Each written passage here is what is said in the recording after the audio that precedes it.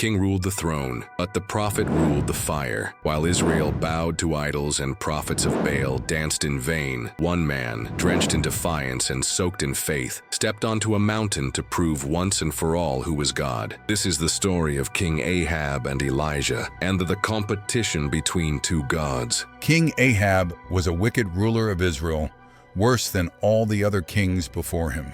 He did so many bad things that it really upset God. Ahab married a woman named Jezebel, who was a princess from a place called Phoenicia. Jezebel was really intense about getting everyone in Israel to worship her gods, Baal and Asherah. All who gather here, bow before the mighty Baal.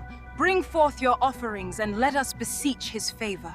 Man, those two were something else. King Ahab and Queen Jezebel were a whole mess, doing everything they could to turn Israel into a freewheeling sin machine.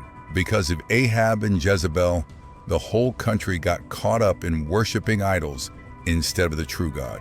She even paid to support 450 prophets of Baal and 400 prophets of Asherah, showing just how deep their idolatry went. In response to this widespread apostasy, the prophet Elijah burst onto the scene. He declared to Ahab that there would be no dew or rain for several years, except by his word. There shall word. be neither dew nor rain these years, except by my word. Spirits cry out.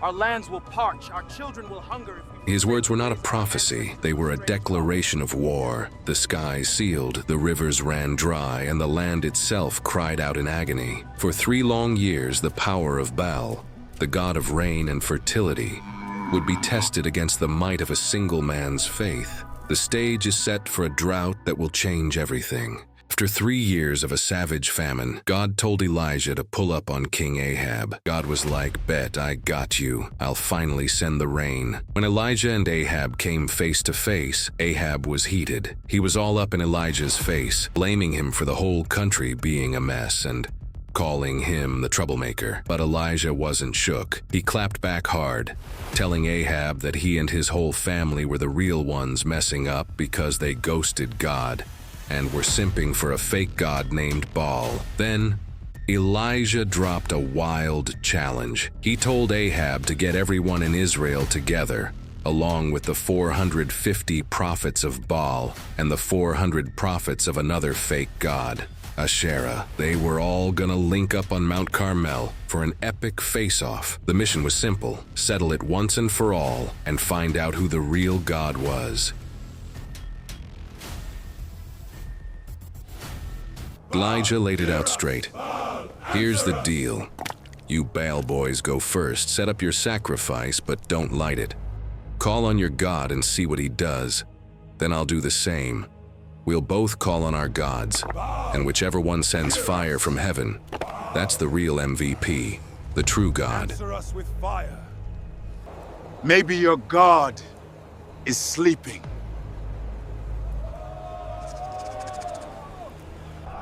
Hear us, Baal!